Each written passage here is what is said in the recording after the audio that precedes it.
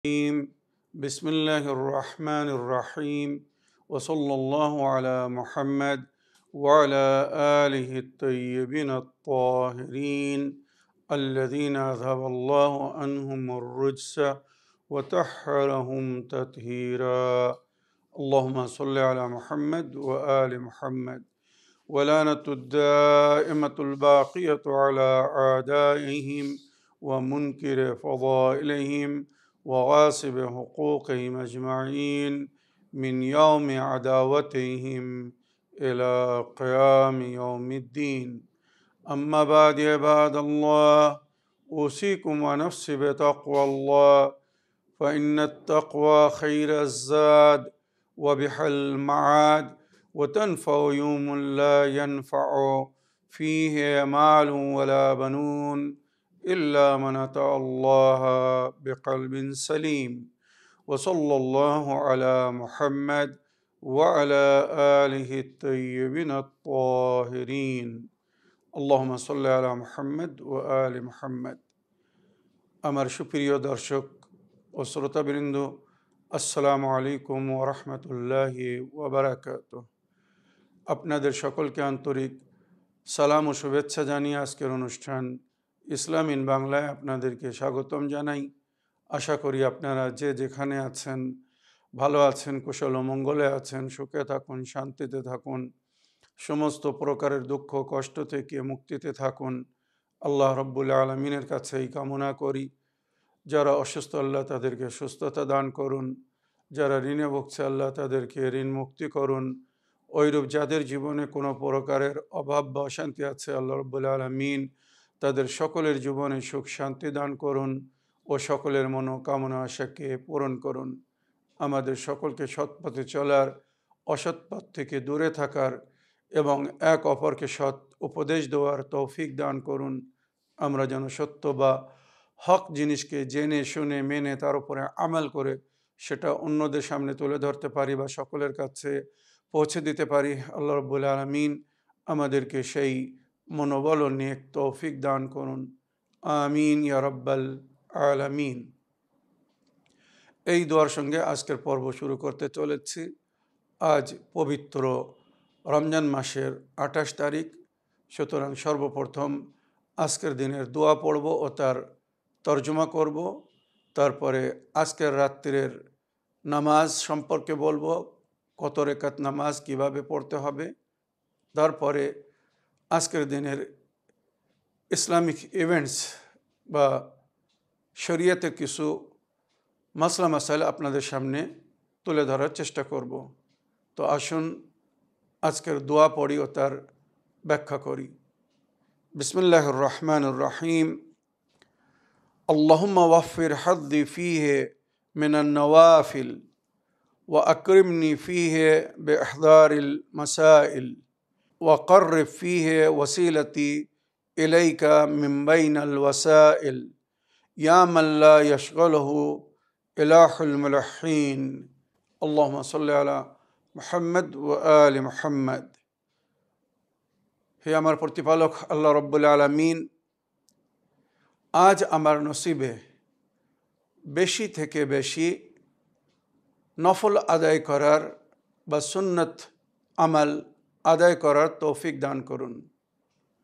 আজ আমার নসিবকে বৃদ্ধি করে দিন বেশি থেকে বেশি নফল ইবাদত করার জন্যে। ওয়াফির হাদ্দি ফিহে মিনান নওয়াফিল, যত প্রকারের নফল ইবাদত বা উপাসনা আছে সেগুলো যেন আমি করতে পারি।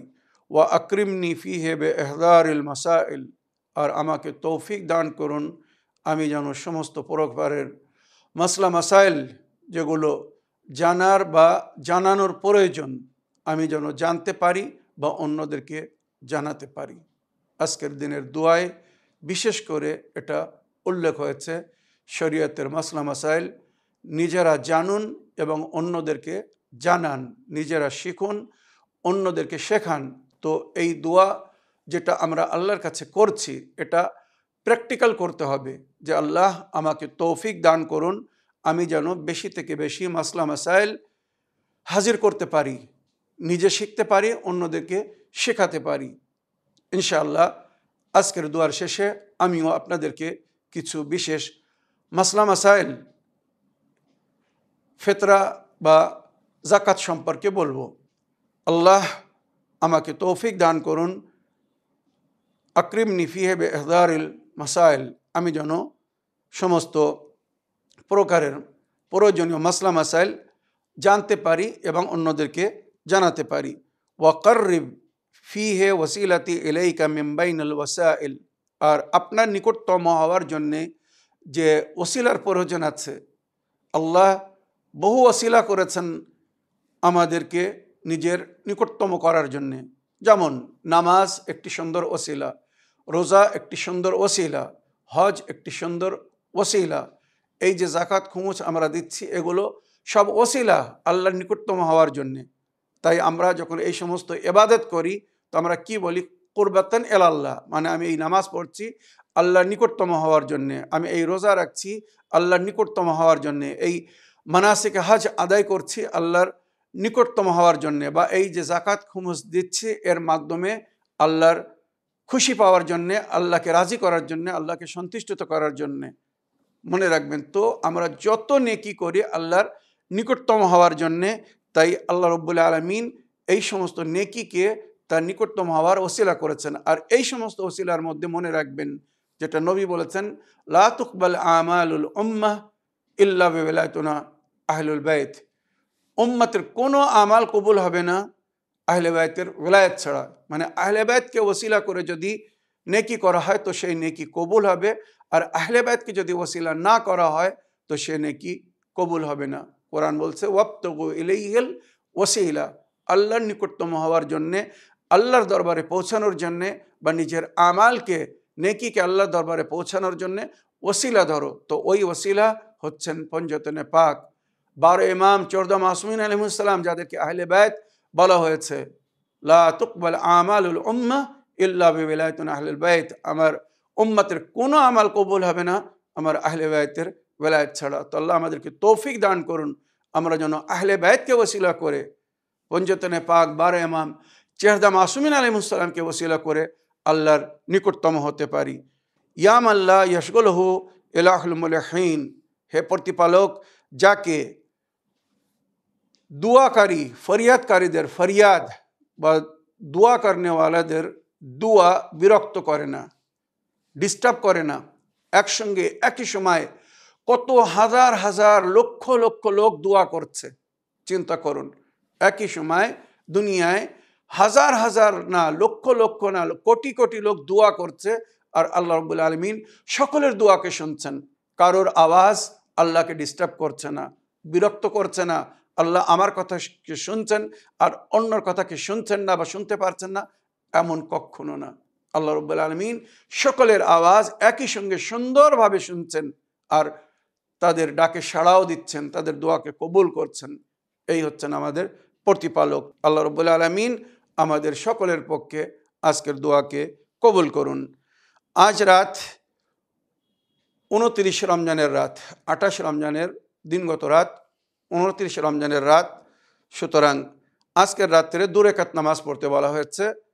সকালের নামাজের মতো 2 রাকাত নামাজ নিয়ত হবে, আমি 29 রমজানের রাতের 2 রাকাত নামাজ পড়িতেছি কুরবাতান ইলাল্লাহ। আল্লাহু আকবার বলে নামাজ শুরু করবেন।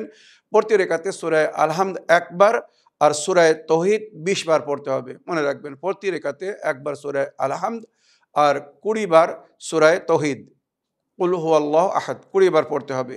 নামাজের শেষে তাসবিহ জাহরা সালামুল্লাহ আলাইহা পড়বেন। তারপরে আজকের রাত্রে যে সমস্ত দোয়া আছে, দোয়ার অ্যাপের মধ্যে বা বইয়ের মধ্যে দোয়া আছে, ওই দোয়া পড়ে নিজের জন্যে, নিজের পরিবারের জন্যে, আত্মীয় স্বজনদের জন্যে বা বন্ধু বান্ধবদের জন্যে যারা দোয়ার জন্য অনুরোধ করেছে সকলের জন্যে দোয়া করবেন। আর আশা করি আমাদেরকেও দোয়াতে স্মরণে রাখবেন। এবারে আমি আজকের এই দোয়ার উপরে প্র্যাকটিক্যাল হওয়ার জন্যে কিছু মাসলা মাসাইল আপনাদের সামনে তুলে ধরতে চাই। বিশেষ করে আজ 28 রমজান, আগামীকাল 29 রমজান, হয়তো কাল চাঁদ রাত হতে পারে। বেশিরভাগ সম্ভাবনা এবার আমাদের দেশে ভারত বা বাংলাদেশ বা পাকিস্তানে 29টি রোজা হবে। তো যদি আগামীকাল চাঁদ রাত হয়, তো চাঁদ রাতে চাঁদ দেখার সঙ্গে সঙ্গে আমাদের উপরে ফিতরা ওয়াজিব হয়ে যাবে। মনে রাখবেন, রোজাদার যারা পুরো রমজান মাস রোজা রেখেছে, এই ফিতরা তাদের রোজা কবুল হওয়ার একটি সংকেত, যেটা হাদিসে উল্লেখ হয়েছে। যদি কেউ রোজা রাখে আর ফিতরা না দেয়, সক্ষম হওয়ার পরেও, মানে ফিতরা দেওয়ার ক্ষমতা আছে, তারপরেও সে যদি ফিতরা না দেয়, তো হয়তো তার রোজা কবুল নাও হতে পারে। আর ফিতরা দেওয়ার জন্যে রোজা শর্ত না, হয়তো কোনো কারণে কেউ রোজা রাখতে পারেনি, অসুস্থতার কারণে, সফরে থাকার কারণে বা যে কোনো কারণে যদি কেউ রোজা নাও রাখে, তবে ফিতরা কিন্তু সকলের উপরে ওয়াজিব। পরিবারের যে গার্জেন, যে কর্তা বা হত্যাকর্তা আমরা যাদেরকে বলি, বাড়ির ফ্যামিলির একজন মালিক হয়, তো সেই মালিক, সেই পরিবারের দায়িত্বশীল ব্যক্তি বা গার্জেন নিজের ও নিজের পরিবারের ফিতরা বাহির করবে। মনে রাখবেন, 29 রমজান যদি চাঁদ রাত হয়, আর যদি চাঁদ রাত না হয় তাহলে 30 রমজান পুরো করার পরে যে রাত আসবে ওটা অনিবার্য চাঁদ রাত হবে, কারণ আরবি মাস 30-এর বেশি হয় না। তো 30 রোজা পুরো হওয়ার পরে অটোমেটিক তার পরের দিন ঈদের দিন হবে, আর ওই রাত রমজান মাসের শেষ রাত বা চাঁদ রাত হবে। মনে রাখবেন, তো আগামীকাল যদি চাঁদ রাত হয়, তো আগামীকাল রাত থেকে আপনাদেরকে ফিতরা আদায় করতে হবে ঈদের দিনের দুপুর পর্যন্ত। আর যদি কাল না হয়ে পরশু চাঁদ রাত হয়, তো পরশু সন্ধ্যার পর থেকে আপনাদেরকে ফিতরা বাহির করতে হবে। আর ফিতরা পার হেড, মাথা পিছু 3 কেজি। মনে রাখবেন, শরিয়াতে বলা হয়েছে আসা, সোয়াদ আলিফ আইন, সা মানে 3 কেজি। চাল, গম বা আটা বা এলাকার প্রধান খাদ্য, মনে রাখবেন আপনারা যে যে এলাকায় বাস করছেন সেই এলাকার যে প্রধান খাদ্য, সেই খাদ্য 3 কেজি আপনাদেরকে জাকাতুল ফিতরার রূপে আদায় করতে হবে। মনে করুন পশ্চিমবাংলায় বেশিরভাগ লোক ভাত খায়, তো তারা চাল বাহির করবে 3 কেজি। অনেক লোক তারা রুটি খায়, তো তারা 3 কেজি আটা বা 3 কেজি গম বাহির করবে ফিতরা স্বরূপ। তবে যদি কেউ এর মূল্য দিতে চায়, মনে করুন আপনার কোনো আত্মীয়কে, আপনকে আপনি ফিতরা দিতে চাচ্ছেন, কিন্তু সে নিকটে নয়, সে একটু দূরে আছে, তো আজকাল বিভিন্ন অ্যাপের মাধ্যমে আপনারা মানি ট্রান্সফার করতে পারেন, পয়সা পাঠাতে পারেন। তো ফিতরার নিয়ত করে নেবেন আর নিজের মোবাইলের মাধ্যমে। এটা কিন্তু খুব ইজি এবং সহজ হয়ে গেছে, আর সমস্ত মুফতিগণেরা অনুমতি দিয়েছেন। প্রথম বলেছেন চাল, আটা বা গম, যদি সরাসরি এই 3টে জিনিস আপনারা বাহির করতে পারেন আর মোস্তাহাকের কাছে পৌঁছে দিতে পারেন, প্রাপ্য ব্যক্তির কাছে পৌঁছে দিতে পারেন, এটা অতি উত্তম। তবে যদি এটা সম্ভব না হয়, তো চাল বা আটা বা গমের পরিবর্তে তার মূল্য, সেটা আপনারা নিয়ত করে ফিতরা দিতে পারবেন। আর নিকটতম যদি প্রাপ্য ব্যক্তি থাকে তাকে দিয়ে দেবেন, আর যদি নিকটতম প্রাপ্য ব্যক্তি না থাকে, কোনো আপন আত্মীয় স্বজনকে দিতে চাচ্ছেন আর সে আছে দূরে, তো তাকে আপনি মানি ট্রান্সফার করে দিতে পারেন। যে কোনো মাধ্যমে আপনি ফিতরার পয়সা তার কাছে পৌঁছে দিতে পারবেন। ঈদের চাঁদ রাত থেকে ঈদের দিনের দুপুর পর্যন্ত ফিতরা দেওয়ার সময়। তবে যদি কেউ এর আগে দিতে চায়, দিতে পারে। মনে করুন রমজান মাসের যে কোনো দিনে ফিতরা দিতে পারে, তবে ফিতরার নিয়তে না। যদি সময়ের আগে দিতে চায়, তো এটা কারজে হাসানা, মানে কাউকে ধার দিচ্ছে, কারজে হাসানার নিয়তে দিবে, আর চাঁদ রাত্রে বা ঈদের দিনে ওটা ফিতরার নিয়ত করে নেবে, তার ফিতরা আল্লাহর দরবারে পৌঁছে যাবে বা কবুল হয়ে যাবে।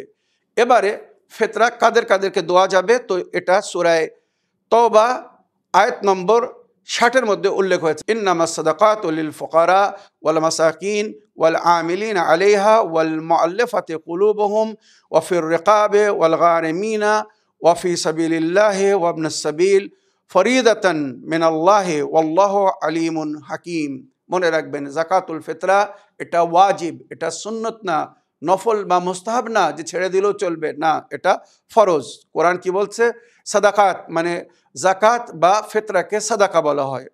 তো ইন্নামা সাদাকাতুল লিল ফুকারা, ফকির মিসকিনদেরকে, ফুকারা ওয়াল মাসাকিন, ফকির যাদের কাছে সারা বছরের পানাহারের ব্যবস্থা নেই বা উপায় নেই, এদেরকে ফকির বলা হয়। আর মিসকিন তাদের চেয়ে তো দুস্থ অবস্থা, মানে একজন আছে গরিব মানুষ, কিন্তু তার কাছে হয়তো আজ উপায় নেই, কিন্তু সে পরিশ্রম করে, মেহনত করে, কিছু করে রুজি সঞ্চয় করতে পারে।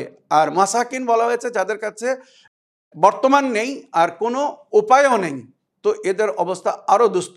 তো ফকির এবং মাসাকিনদেরকে ফিতরা বা জাকাত দিতে বলা হয়েছে। ওয়াল আমিলিন আলাই, আর যারা জাকাত বা ফিতরা তোলার জন্য কাজ করে, মুফতিগণদের তরফ থেকে, মুজতাহিদিনদের তরফ থেকে অনেককে এই দায়িত্ব দেওয়া হয় জাকাত কালেক্ট করার জন্যে বা ফিতরা কালেক্ট করার জন্যে। আর ওই ব্যক্তি আমিলিন মানে যারা এর জন্য কাজ করে, তারা ওই জাকাত ফিতরা কালেক্ট করে ওটা মুজতাহিদ বা মুফতির কাছে পৌঁছে দেন, আর সেখান থেকে সঠিক জায়গায় ওটা খরচ করা হয়, ডিস্ট্রিবিউট করা হয়। তো ওয়াল আমিলিন আলাই, যাদেরকে জাকাত ফিতরা তোলার জন্য দায়িত্ব দেওয়া হয়েছে, তাদেরকে দিতে বলা হয়েছে। ওয়াল মুআল্লাফাতি কুলুবুহুম, ওইরূপ মনে করুন কোনো নন মুসলিম, তাকে যদি ফিতরা দিয়ে জাকাত দিয়ে সহযোগিতা করা হয়, সাহায্য করা হয়, তো সে ইসলামের দিকে আকর্ষিত হবে, কি সেটাকে পছন্দ করবে বা মুসলমানদের সঙ্গে তার ব্যবহার সুন্দর হবে। মুআল্লাফাতে কুলুব আসলে বলা হয়েছে কারোর অন্তরকে, কারোর মনকে নরম করার জন্যে। তো মুশরিক তাদেরকেও ফিতরা বা জাকাত দেওয়া যাবে তাদের মনকে নরম করার জন্যে। এইগুলো অনেকেই জানে না, শুধু মনে করে যে ফিতরা বা জাকাত যদি আমরা কোনো প্রকৃত মমিন বা মুসলমানকে দেই তাহলেই কবুল হবে, আর তা না হলে কবুল হবে না। না, অনেক ক্ষেত্রে নন মুসলিমদেরকে, অন্যদেরকেও জাকাত বা ফিতরা দেওয়া যাবে, তবে শর্ত হচ্ছে এই নিয়াতে বা এইভাবে পরিপূর্ণ একটা বিশ্বাস হতে হবে যে এই ব্যক্তিকে যদি জাকাত দিয়ে ফিতরা দিয়ে সহযোগিতা করা যায়, তো এ সৎ পথের প্রতীক হয়ে যাবে, আল্লাহর পথের দিকে চলে আসবে, দিনের পথে চলে আসবে। আজ অভাব আছে, কষ্টে আছে বলে হয়তো এখান থেকে দূরে আছে, সঠিক জিনিস থেকে দূরে আছে। তো কাল যখন তাকে সবাই মিলে সাহায্য করবে, মদত করবে, জাকাত দিয়ে হোক বা ফিতরা দিয়ে হোক, ওই ব্যক্তি নেক পথের প্রতীক হয়ে যাবে। তো কাউকে নেক পথের প্রতীক করার জন্য, বা অনেকেই আছে যারা আহলে বায়তের অনুগামী, অনুসারী না, আপনি যদি জাকাত বা ফিতরা দিয়ে তাদের মদত করেন, তো হয়তো তারা আহলে বায়তের পথের প্রতীক হয়ে যাবে, আহলে বায়তের রাস্তার উপরে চলা শুরু করবে। তো এদেরকে জাকাতুল ফিতরা দিতে পারেন বা জাকাত দিতে পারেন। মনে রাখবেন, ওয়াল মুআল্লাফাতু কুলুবুহুম, তাদের মনকে নরম করার জন্য জাকাতুল ফিতরা বা ফিতরা দেওয়া যাবে। অফির রেকাব, গোলাম আজাদ করার জন্য। সে যুগ ছিল, এক যুগ ছিল দাস বা দাসীদেরকে কিনে আজাদ করা হতো, তো দাস বা দাসীদেরকে আজাদ করার জন্য ফিতর দেওয়া যাবে, এখন আর সেটা নেই। ওয়াল গারিমিনা, এবারে বলা হচ্ছে ওয়াল গারিমিন মানে যারা ঋণী ব্যক্তি, একজন ব্যক্তি তার অবস্থা খুব খারাপ না, কিন্তু সে কোনো কারণে ঋণী হয়ে গেছে, ঋণী হয়ে আছে বলে তার সম্মান আঘাত পাচ্ছে, যে ঋণ দিয়ে রেখেছে সে হয়তো দশের সামনে তাকে লজ্জিত করছে। তো এমন মমিনের সম্মান রক্ষার জন্যে আপনারা জাকাত ও ফিতরা দিয়ে তার মদত করতে পারেন ঋণ শোধ করার জন্য। মনে রাখবেন, ওয়াফি সাবিলিল্লাহ, ওইরূপ আল্লাহর পথে জাকাত বা ফিতরা দিতে পারেন। মসজিদে, মাদ্রাসায় বা ধার্মিক কাজ যেখান থেকে হচ্ছে, কোরআনের শিক্ষা দেওয়া হচ্ছে ইত্যাদি শিক্ষা, তবে শর্ত হচ্ছে ওই সমস্ত মসজিদ, মাদ্রাসা বা মক্তব থেকে যেন সঠিক শিক্ষা দেওয়া হয়। কোরআন এবং আহলে বায়তের তালিমাতকে যদি সঠিকভাবে শিক্ষা দেওয়া হয়, সেখানে আপনারা জাকাত বা ফিতরা দিতে পারবেন, জাকাত বা খুমুসের পয়সা দিতে পারবেন। তবে যদি আহলে বায়তের পথের প্রতীক না করা হয়, মনে করুন তারা কোরআনের আয়াতের ভুল ব্যাখ্যা করছে, আহলে বায়তকে তারা ফলো করে না, এদেরকে জাকাত, ফিতরা বা খুমুস কিছু দিতে পারবেন না, পরিষ্কার বলছি। তো খুব সতর্কতার সঙ্গে নিজের জাকাত ও খুমুসের পয়সা বা ফিতরার পয়সা কোনো মাদ্রাসায় বা কোনো ধর্মস্থানে যদি দিতে চান, তো আগে তদন্ত করে দেখবেন এখানে কোরআন এবং আহলে বায়তের তালিমাত দেওয়া হচ্ছে কিনা। যদি কোরআন এবং আহলে বায়ত যে দুটি জিনিসকে নবী নিজের উম্মতের হেদায়েতের জন্য ছেড়ে গেছেন, যদি উভয় জিনিসকে ফলো করে বা উভয় জিনিসকে মেনে চলার জন্য তারা শিক্ষা দেয়, তো সেখানে আপনারা জাকাত, খুমুস বা ফিতরা দিয়ে মদত করতে পারেন। ওয়াফি সাবিলিল্লাহ ওয়াবনুস সাবিল, রাস্তায় কেউ গরিব হয়ে গেছে, একজন মানুষ নিজের দেশে সুস্থ অবস্থায় ভালো অবস্থায়, তার অভাব নেই, কিন্তু সে সফরে গিয়ে হঠাৎ পয়সা ফুরিয়ে যাওয়ার কারণে, কেউ অনেক অনেক সময় চুরি হয়ে যায়, ডাকাতি হয়ে যায়, ছিনতাই হয়ে যায়, হারিয়ে যায়, বিভিন্ন কারণে মানুষ সফরে মুসিবতে পড়ে যায়, পয়সা ফুরিয়ে যায়। তো ওই ধরনের মমিন ব্যক্তি, মনে রাখবেন, দিনদার মমিন ব্যক্তি যদি আপনার নজরে কেউ থাকে যে রাস্তায় গরিব হয়ে গেছে, সফরে এসে সে অভাবী হয়ে গেছে, তো আপনি জাকাত ফিতরা দিয়ে তার মদত করতে পারবেন, তার গন্তব্যে মানে তার বাড়িতে ফিরে যাওয়ার জন্যে, বা তার গন্তব্যে মানে যেখানে সে যেতে চাচ্ছে সেখানে পৌঁছে যাওয়ার জন্যে জাকাত বা ফিতরার পয়সা দিয়ে তাকে মদত করা যাবে। ওয়াবনুস সাবিল মানে রাস্তায় যারা গরিব হয়ে গেছে, অভাবী হয়ে গেছে, দরিদ্র হয়ে গেছে। কোরআন কি বলছে? ফরিজাত মিনাল্লাহ, এটা আল্লাহর তরফ থেকে তোমাদের উপরে ফরজ করা হয়েছে। এই যে প্রাপ্য ব্যক্তিদের নাম নিলাম, বা জাকাত বা ফিতরা যেখানে দিতে বলা হয়েছে, এই সমস্ত স্থানে জাকাতের পয়সা বা ফিতরার পয়সা পৌঁছে দেওয়া আপনাদের উপরে ফরজ করা হয়েছে। এটা আপনাদের কর্তব্য, কম্পালসারি ডিউটি, মনে রাখবেন, এটা ওয়াজিব, ফরিজাতাম মিনাল্লাহ ওয়াল্লাহু আলিমুন হাকিম। আল্লাহ রাব্বুল আলামিন সব সম্পর্কে খবর রাখেন, জানেন, এবং সেই হিকমতের মালিক। সে কেন এদেরকে জাকাত দিতে বলেছে এটা হয়তো অনেকেই জানে না, কিন্তু আল্লাহ জানেন। তাই আল্লাহর উপরে যদি ঈমান থাকে, বিশ্বাস থাকে, তো আল্লাহ যাদেরকে এই জাকাতের পয়সা, এই ফিতরার পয়সা দিতে বলেছেন ফরজ রূপে, ওয়াজিব রূপে, তাদের কাছে পৌঁছে দেওয়ার চেষ্টা করবেন। আসুন এবারে একটা আপনাদের অডিও নেই, দেখি কোথা থেকে কে কি প্রশ্ন করছেন। আসসালামু আলাইকুম। শেখ সাবির রিজা ভাইকে সালাম দিলাম। আমি উত্তর লালপুর চাকদা ঢালিপাড়াতে বলছি, সারিয়ান ঢালি। আমি বলতে চাচ্ছি যে আমার নবীজি যে মিরাজে গেছিল, আমার নবীজি মিরাজ থেকে এসে কি আমাদের কি নামাজ পড়া, এই রোজা রাখা কি উচিত? আমরা রোজা কি রাখবো? আমি দুটো রেখেছিলাম, তা আমাদেরকে একটু জানাবেন। আমরা তো জানি না, বুঝি না।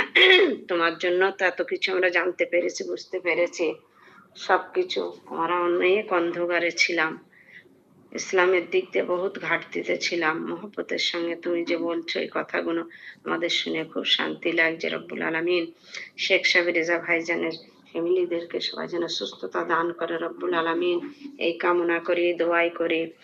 আমার শেখ সাবির রেজা ভাই আমাদের জন্য দোয়া করবে, আমার রাজ্জাক ঢালি, সাজ্জাক ঢালি, আসমত ঢালির জন্য, আমাদের ফ্যামিলির জন্য। আমার বাড়ির লোক ইন্তেকাল করেছে, 8 মাস হচ্ছে। ভালো মানুষ ছিল, খুব নেক বখাত বান্দা ছিল, সঠিক লোক ছিল, সঠিক বিচারের লোক ছিল, দুনিয়াতে চলে গেছে। ইন্তেকালটাও সুন্দরভাবে হয়েছে, মহব্বতের সঙ্গে। আল্লাহ ঘুমিয়ে পড়েছে রব্বুল আলামিন। আসসালামু আলাইকুম, ফি আমানুল্লাহ। ওয়ালাইকুম আসসালাম রহমতুল্লাহি ওয়া বারাকাতুহু। আমার প্রিয় আপা, আপনার ভয়েসমেলের জন্য আপনাকে অসংখ্য ধন্যবাদ জানাই। আর আল্লাহ রব্বুল আলামিন আপনাকে এবং আপনার পরিবারকে পরিপূর্ণ শান্তি দান করুন, আপনারা সুখে শান্তিতে জীবনযাপন করুন, আপনার বাল বাচ্চাদের উপরে আপনার ছায়া আল্লাহ বাকি রাখুক, এবং আপনার স্বামী যিনি পরলোক গমন করেছেন, আল্লাহ পরকালের সমস্ত দুঃখ, কষ্ট, আযাব থেকে ওনাকে মুক্তি দান করুন এবং ওনার রূহকে শান্তি দান করুন। আমার প্রিয় আপা, নবী করিম সাল্লাল্লাহু আলাইহি ওয়াসাল্লাম যেদিন মবুস বা রিসালাত হয়েছিলেন, মিয়ারাজ থেকে ফিরে এসেছিলেন 27 রজব, রজব মাসের 27 তারিখ ছিল। 26 রজবের দিন গত রাত্রে উনি মিয়ারাজে গিয়েছিলেন। আর 27 রজবকে ইয়মুল মাবাস বলা হয়, যেদিন নবী করিম সাল্লাল্লাহু আলাইহি ওয়াসাল্লাম প্রকাশ্যরূপে নবুয়াতের ঘোষণা বা নিজের রেসালাতের তাবলিগের দায়িত্ব বহন করেছিলেন। তো ওই দিনে রোজা রাখা সুন্নতে মুআক্কাদা। মনে রাখবেন, বছরে আমাদেরকে 40টি রোজা রাখতে বলা হয়েছে। যদি কোনো ব্যক্তি বছরে 40টি রোজা রাখে তো সে সায়মুদ্দাহের গণ্য হবে, অর্থাৎ পুরো জীবন রোজা রেখে কাটিয়েছে ওই ব্যক্তি। 40টি রোজা কিভাবে? রমজান মাসে 30টি রোজা, আর রমজানের পরে 3 দিন পরে, মনে রাখবেন, ঈদ, তারপরের দিন, তারপরের দিন, মানে আমরা বলি যেটা ঈদ, বাসি ঈদ, তেবাসি ঈদ, 3 দিন ছেড়ে চতুর্থ শাওয়াল, মানে ঈদের চাঁদের 4 তারিখ থেকে, শাওয়াল মাসের 4 তারিখ থেকে 9 তারিখ পর্যন্ত এই 6টি রোজা, রমজান মাসের 30টি আর 4 শাওয়াল থেকে 9 শাওয়াল, 6টি রোজা, 36টি রোজা, আর বছরে 4টে বড় দিন আছে যেদিনে রোজা রাখতে বলা হয়েছে। নবী করিম সাল্লাল্লাহু আলাইহি সাল্লামের শুভ জন্মদিবসের রোজা, মানে 17ই রবিউল আউয়ালের রোজা, আর যেদিন নবী মবুস বা রিসালাত হয়েছিলেন 27 রজবের রোজা, আর যেদিন নবী করিম সাল্লাল্লাহু আলাইহি সাল্লাম মাওলা আলীকে নিজের প্রতিনিধি তৈরি করেছিলেন, উম্মতের অভিভাবক বা মাওলা বানিয়েছিলেন, গাদিরে খুমের ময়দানে হযরত আলী আলাইহিস সালামের খেলাফতের যেদিন ঘোষণা করেছিলেন, ওই দিনে রোজা রাখা, 18 জিলহিজ্জা, ঈদে গাদির যাকে বলা হয়, ওই দিন রোজা রাখা। আর যেদিন আল্লাহ রাব্বুল আলামিন এই জমিন তৈরি করেছিলেন, পবিত্র কাবা ঘরের নিচে জমিনের ফরশ রেখেছিলেন, 25 জিকাদা, এই 4টে রোজা যদি কেউ বছরে রাখে তো সে সায়মুদ্দাহের গণ্য হবে। মানে রমজান মাসে 30টি রোজা ফরজ রোজা আর 6টি নফল রোজা, আর বছরের এই 4টি রোজা মিলে 40টি রোজা হয়। তো এই 40টি রোজা যদি কেউ রাখে তো আল্লাহ রাব্বুল আলামিন তাকে সায়মুদ্দাহের গণ্য করবেন, অর্থাৎ সে নিজের পুরো জীবন রোজা রেখে কাটিয়েছে। এত বড় সওয়াব। আশা করি আমার প্রিয় আপা আপনার প্রশ্নের আপনি উত্তর পেয়েছেন। এবারে একটি লিখিত প্রশ্ন পড়ি। ইসলাম ইন বাংলার জন্য প্রশ্ন। কেবলা সালামুন আলাইকুম। আমার প্রশ্ন রোজা ও হজ সম্পর্কিত। সর্বপ্রথম রোজা কে রেখেছিলেন? আমাদের সমাজে কিছু শিয়া ভাইদেরকে দেখি, ওনারা সুন্নিদের আজানের সময় অনুযায়ী মগরিবের আজান দোয়ার সাথে সাথে নামাজে দাঁড়িয়ে যান এবং মগরিবের নামাজ পড়ে ইফতার করেন। তো আমার প্রশ্ন হলো, তাদের মগরিবের ওয়াক্ত অনুযায়ী নামাজ পড়ে ইফতার করলে সহি হবে কি? দ্বিতীয় প্রশ্ন, তাওয়াফুন নেসা এত গুরুত্বপূর্ণ কেন? ইসলাম এটিকে কেন এত গুরুত্ব দিয়েছেন? আলী মেহেদি নূর, ঢাকা। ওয়ালাইকুম আসসালাম রহমতুল্লাহি ওয়া বারাকাতুহু। আমার প্রিয় ভাই আলী মেহেদি নূর সাহেব, আপনার চিঠি লেখার জন্যে আপনাকে অসংখ্য ধন্যবাদ জানাই।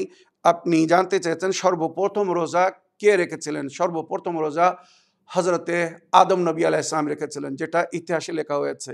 ইসলামের রোজা যখন ফরজ হয়েছে বা ইসলাম ধর্ম যখন এসেছে, তো নবী করিম সাল্লাল্লাহু আলাইহি ওয়াসাল্লাম নিজে রোজা রেখে আমাদেরকে এই রোজার তালিম দিয়েছিলেন। কিন্তু কোরআনে যেভাবে উল্লেখ হয়েছে, ইয়া আইয়ুহাল্লাযীনা কুতিবা আলাইকুমুস সিয়াম কামা কুতিবা আলাল্লাযীনা মিন ক্বাবলিকুম লাআল্লাকুম তাত্তাকুন, হে বিশ্বাসীগণ, তোমাদের উপরে রোজাকে ওইভাবে ফরজ করা হয়েছে যেমন তোমার পূর্বের লোকদের উপরে ফরজ করা হয়েছিল। অর্থাৎ ইসলামের আগেও যারা ছিল তাদের উপরে রোজা ফরজ ছিল, কিন্তু সর্বপ্রথম যিনি রোজা রেখেছিলেন উনি ছিলেন জানাবে আদম আলাইহিস সালাম।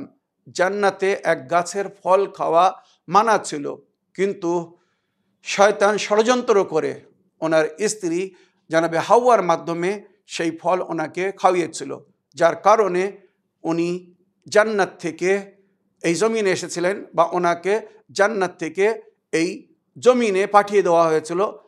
তারপরে জানাবে আদম নবী এত দুঃখিত ছিলেন যে সামান্য ফল খাওয়ার কারণে যেখানে আমাকে যেতে মানা ছিল, আমি সেই ফল খেয়েছি বলে আমাকে মানে আল্লাহর তরফ থেকে সাজা বলুন, শাস্তি বলুন, একটা যাই পরিকল্পনা বলুন, নবীদের সম্পর্কে আমরা অপমানজনক কোনো কথা বলতে পারি না, কেননা এটা তর্কে আওলা ছিল, মানে যেটা করা উচিত ছিল না উনি করেছিলেন, ওটাকে আমরা কখনো পাপ বা গুনাহ বলি না। মনে রাখবেন, নবীরা কখনো পাপ করতে পারে না, কোনো গুনাহ করতে পারে না, নবীরা নিষ্পাপ মাসুম, মনে রাখবেন।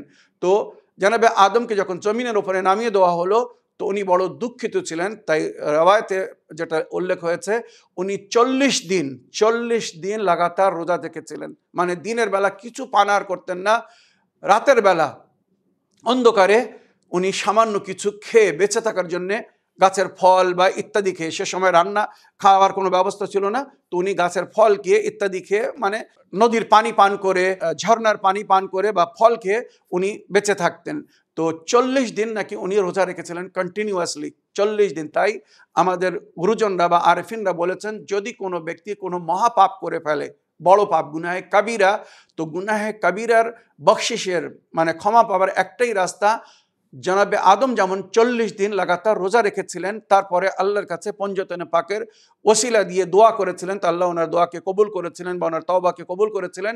ওইরূপ যদি কোনো মানুষ কোনো প্রকারের ভুল করে ফেলে, তো সে যদি 40 দিন লাগাতার রোজা রেখে তওবা করে, তো আল্লাহ তার তওবাকে কবুল করে নেবেন আর তার গুনাহকে ক্ষমা করে দেবেন। তো সর্বপ্রথম জনাবে আদম নবী 40 দিন রোজা রেখেছিলেন বলে আল্লাহ রাব্বুল আলামিন নিজের বান্দাদের উপরেও বা নবী নিজের উম্মতের জন্য বলেছেন, তোমরা বছরে 40টি রোজা রাখো। তোমরা আদম সন্তান বছরে 40টি যদি রোজা রাখো, তো তোমাদের সারা জীবন রোজা রাখার সওয়াব পাবে। আর এবার আপনার দ্বিতীয় প্রশ্ন ছিল যে কিছু শিয়া ভাইরা আছে, আহলে সুন্নাতদের আজান শুনে সঙ্গে সঙ্গে নামাজ পড়ে তারা ইফতার করে। কোরআন বলেছে, আকিমুসসালাত লিদুলুকি শামস ইলা গাসাকিল লাইল, তোমরা নামাজ পড়ো সূর্য মাথার উপরে এসে যখন একটু পশ্চিম দিকে ঢালা শুরু হবে, এটা জোহর আসরের সময় শুরু হচ্ছে। গাসাকিল লাইল যখন রাতের অন্ধকারে প্রবেশ করবে সেই সময় নামাজ পড়ো, ওটা মাগরিবের তারপরে এশার সময়। তো রাতের অন্ধকারে প্রবেশের সময় নামাজ পড়তে বলা হয়েছে, সূর্য অস্ত যাওয়ার পরে না, যেটা বর্তমান নিউ টেকনোলজি বা যদি সায়েন্স, যেটা নতুন সায়েন্স যেটা প্রমাণ করেছে, সূর্য অস্ত যাওয়ার কমসে কম 9 থেকে 10 মিনিট পরে রাত শুরু হয়। তো সঠিক সময়ে যদি আজান হয় তারপরে নামাজ পড়ে সে রোজা করতে পারবে। যদি সঠিক সময়ে আজান না হয়, যে সময় মাগরিবের আজান দিতে বলা হয়েছে তার আগে যদি আজান দেওয়া হয় আর কেউ যদি নামাজ পড়ে, তো তার নামাজ বাতিল। আর মনে রাখবেন, যদি ইফতারের সময় সে সময় হয়ে গিয়ে থাকে, ইফতার করতে পারে, কোনো অসুবিধা নেই। রাতের অন্ধকারে যদি প্রবেশ করে নামাজের পরে ইফতার করতে পারবে, তবে সময়ের আগে নামাজ পড়লে বা সময়ের আগে ইফতার করলে নামাজও বাতিল, রোজাও বাতিল। আমার প্রিয় ভাই, আপনার দ্বিতীয় প্রশ্নের উত্তর আজ সময় নেই, সুতরাং রমজানের পরে কোনো দিন প্রশ্ন করুন, আমি আপনার দ্বিতীয় প্রশ্নের উত্তর মানে তাওয়াফুন নিসা কী জন্য এত গুরুত্ব দেওয়া হয়েছে, প্রশ্নের উত্তর দিয়ে দেবো। আশা করি আপনার প্রশ্নের আপনি উত্তর পেয়েছেন। এই বলে আমার আজকের বক্তব্য এখানে শেষ করলাম। ওয়া আখিরু দাওয়ানা আলহামদুলিল্লাহি রাব্বিল আলামিন। ওয়াসসালামু আলাইকুম ওয়া রাহমাতুল্লাহি ওয়া বারাকাতুহু।